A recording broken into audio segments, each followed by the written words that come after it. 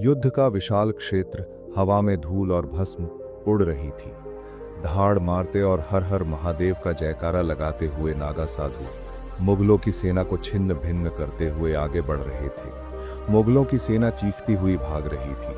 किसी मुगल सैनिक का धड़ नागा साधुओं के त्रिशूल में गड़ा था, तो किसी मुगल सैनिक का लहू नागा साधुओं का अभिषेक कर रहा था। ऐसा लग रहा था मानो साक्षात महादेव के गण युद्ध भूमि में तांडव कर मुगल सैनिकों को राक्षस समझकर उनका विनाश कर रहे हैं। ये बात उस समय की है जब इस्लामिक बर्बरता अपने शिखर पर थी। भारत लंबे अरसे से इस्लामिक जिहादियों के अधीन था। बहुत से भारतीय हिंदू राजाओं ने इन क्रूर शासकों की अधीनता स्वीकार कर उनकी गुलामी कर रहे थे।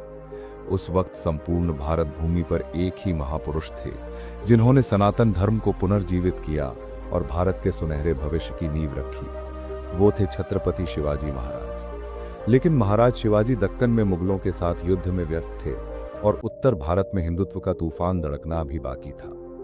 लेकिन ऐसा क्या हुआ जिससे मुगल शासक औरंगजेब के पैरों तले जमीन खिसक गई। वो सोचने पर मजबूर हो गया कि छत्रपति शिवाजी से लड़ूं या फिर उस तूफान से जो उत्तर भारत में मुगल शासक औरंगजेब के शासन को मिट्टी में मिला रहे थे। हम बात कर रहे हैं उन नागा साधुओं की जिनके क्रोध ने अफगानी और मुगलों की सेना को भारत से खदेड़ने में एक मुख्य भूमिका निभाई।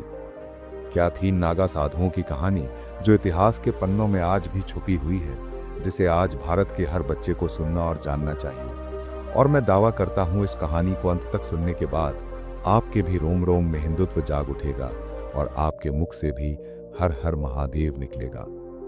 इस कहानी की शुरुआत होती है श्री आदि गुरु शंकराचार्य जी की दूरदृष्टि से।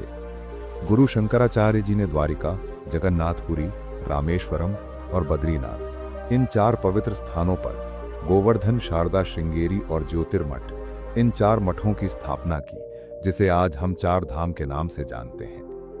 आदि जगत गुरु शंकराचार्य जी ये बात जानते थे कि भविष्य में इस पवित्र भूमि पर अनेकों आक्रमण होंगे। इन चुनौतियों का सामना सिर्फ आध्यात्मिक शक्ति से करना असंभव है।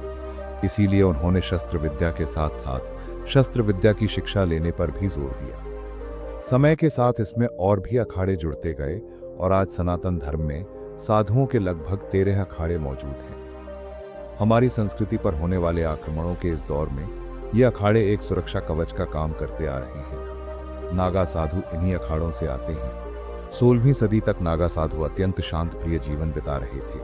लेकिन उस वक्त मुगल शासक अकबर हिंदुस्तान पर शासन कर रहा था। मुगल सेना जानबूझकर साधुओं के आश्रमों और मठों में जाकर उनकी हत्या करने लगी, उनके आश्रम और ग्रंथ जलाने लगे। इससे त्रस्त होकर बंगाल में जन्मे महान तत्वज्ञानी और तुलसीदास जी के प्रिय मित्र श्री मधुसूदन सरस्वती जी अकबर से मिलने गए, लेकिन अकबर ने उनसे मिलने से मना कर दिया।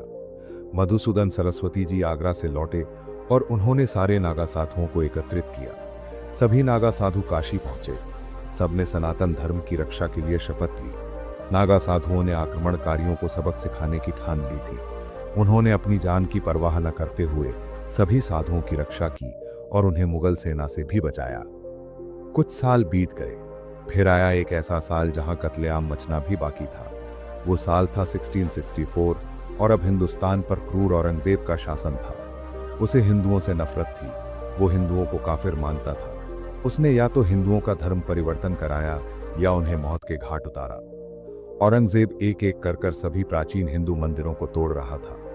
उनके ऊपर बड़ी बड़ी मस्जिदों का निर्माण कर रहा था।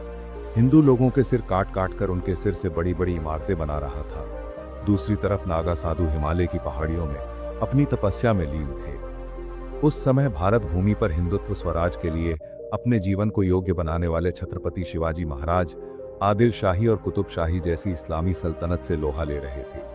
ऐसी स्थिति में छत्रपति शिवाजी महाराज को उत्तर भारत में हमला करना संभव नहीं लगा और इसी स्थिति का फायदा उठाते हुए औरंगजेब ने सबसे बड़ा फैसला लिया।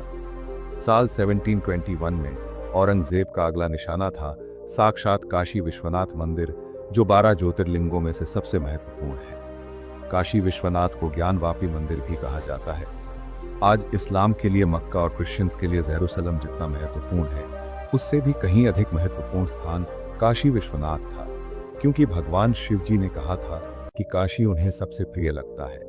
आखिरकार औरंगजेब ने अपनी सेना को आदेश दिया कि काशी विश्वनाथ मंदिर को तोड़ा जाए औरंगजेब की विशाल सेना काशी में हमला करने पहुंची।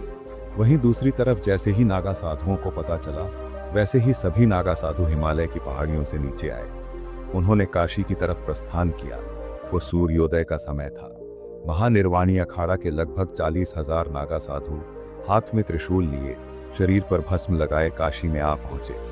उन्होंने काशी में शंखनाद किया और काशी की नगरी काशी शंखनाद से गूंज उठी। ये शंखनाद मुगल सेना के मन में डर पैदा करने के लिए काफी था। औरंगजेब ने कल्पना भी नहीं की होगी कि नागा साधु काशी विश्वनाथ मंदिर को बचाने के लिए उसके सामने पहाड़ बनकर खड़े होंगे। आखिरकार युद्ध का ऐलान हुआ। नागा साधु हर हर महादेव का जयकारा लगाकर मुगल सेना पर टूट पड़े। नागा साधुओं के हाथ में त्रिशूल के अलावा कोई अन्य अस्त्र शस्त्र नहीं था, जबकि दूसरी तरफ मुगल सैनिक बहुत सारे अस्त्र शस्त्रों से लैस थे। उनके पास घोड़े, हाथी और बहुत सारे दस्ते मौजूद थे। नागा साधुओं ने महाकाल का रूप धारण करके काशी में तांडव मचाना शुरू कर दिया। हवा में सिर्फ धूल और भस्म उड़ रही थी। नागा साधुओं के मुंह से हर हर महादेव के जयकारे गूंज रहे थे। वहीं दूसरी तरफ औरंगजेब की विशाल सेना चीखती चिल्लाती इधर उधर भाग रही थी। किसी के सर धड़ से अलग होकर नागा साधुओं के त्रिशूल में गड़े थे, तो किसी मुगल सैनिक के शरीर से निकल रहा खून नागा साधुओं का अभिषेक कर रहा था। आखिरकार सूर्यास्त का समय आया। कई हजार नागा साधुओं के रक्त से काशी और भी पावन हो चुकी थी, लेकिन उससे कई गुना अधिक रक्त औरंगजेब की सेना का बहा था। अब तक 300 से भी अधिक मंदिरों को तोड़ने वाले औरंगजेब और उसकी सेना ने इस भयानक दृश्य की कभी कल्पना भी नहीं की होगी। सूर्यास्त होते ही मुगल सेना काशी से भाग खड़ी हुई। औरंगजेब के पैरों तले जमीन खिसक गई कि आखिर साधना करने वाले कैसे एक विकराल रूप धारण कर सकते हैं, और इस युद्ध से औरंगजेब को गहरा सदमा लगा। लेकिन नागा साधुओं का पराक्रम सिर्फ यहीं तक नहीं था, बल्कि इसके बाद भी उन्होंने मुगलों और अफगान पर चखा रखा था। प्रयागराज भी अफगान के आक्रमण से पीड़ित था। कहते हैं कि महंत राजेंद्र गिरी के नेतृत्व में 1200 से अधिक नागा साधुओं ने अफगान पर आक्रमण कर उन्हें चौतरफा घेर कर यहाँ से खदेड़ दिया। इस युद्ध का विवरण इतिहासकार सर यदुनाथ ने भी अपनी पुस्तक a history of Dashnami Naga सन्यासी में किया है। अब अफगानिस्तान नागा साधुओं से बदला लेने की सोची। सन 1556 में उसने फिर से मथुरा पर हमला कर दिया। अब्दाली ने मथुरा में कत्लेआम मचा दिया। इस कत्लेआम का शिकार जनता के साथ साथ साधु संत भी हो रहे थे। यह समाचार पाकर नागा साधुओं का एक जत्था, जिसकी संख्या लगभग 5000 थी, वो सब सीधा मथुरा पहुंचे। जिसके बाद नागा साधुओं का अहमद शाह अब्दाली से सीधा सामना हुआ। मथुरा की पावन धरती में नागा साधुओं से ज्यादा दुश्मन सेना का खून बिखर रहा था। अपनी वीरता के बल पर नागा साधुओं ने अब्दाली की सेना को मथुरा से खदेड़ दिया। इस भीषण युद्ध में लगभग 2000 नागा साधुओं ने अपने बलिदान से मथुरा की भूमि को पावन कर दिया।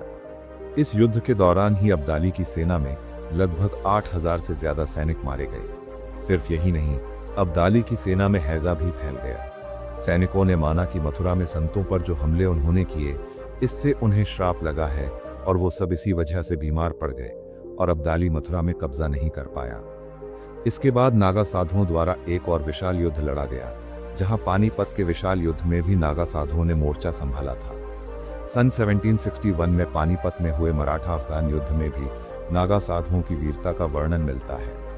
ये वो दौर था जब मराठे कमजोर पड़ने लगे थे और अफगान हावी होने लगे थे। तब महंत पुष्पेंद्र गिरी के नेतृत्व में 10,000 नागा साधुओं के जत्थे ने मोर्चा संभाला और अफगान को उल्टे पांव भागना पड़ा। कहीं भस्मरमे तन, तो कहीं सिर्फ लंगोटधारी सन्यासी। तो दोस्तों, यही थी नागा साधुओं के इतिहास की वो कहानी जो हमारे इतिहास की किताबों में कहीं छुपा कर रखी गई है, जिसे हमारे सामने कभी प्रस्तुत नहीं किया जाता। हमें सिर्फ ये दिखाया जाता है कि इनकी लंबी लंबी जटाएं होती हैं, ये भस्म लगाते हैं, महादेव के प्रशंसक होते हैं और बस भांग धतूरा गांजे का सेवन करते हैं। लेकिन उन्हें ये नहीं पता कि उन्होंने हमारी संस्कृति, हमारे भारत देश को बचाने के लिए कितने बड़े बलिदान दिए हैं। आपका इस बारे में क्या मानना है, कमेंट बॉक्स में हमें अवश्य बताइएगा। अगर आपको ये वीडियो अच्छी लगी है तो इसे लाइक कीजिएगा, हमारे चैनल को सब्सक्राइब कीजिएगा और इसे ज़्यादा से ज़्यादा भी शेयर कीजिएगा, क्योंकि अगर आप इसे ज़्यादा शेयर करेंगे तो ज़्यादा लोगों को नागा साधुओं के इस पराक्रम और अतुल्य बलिदान के बारे में जानकारी मिल पाएगी।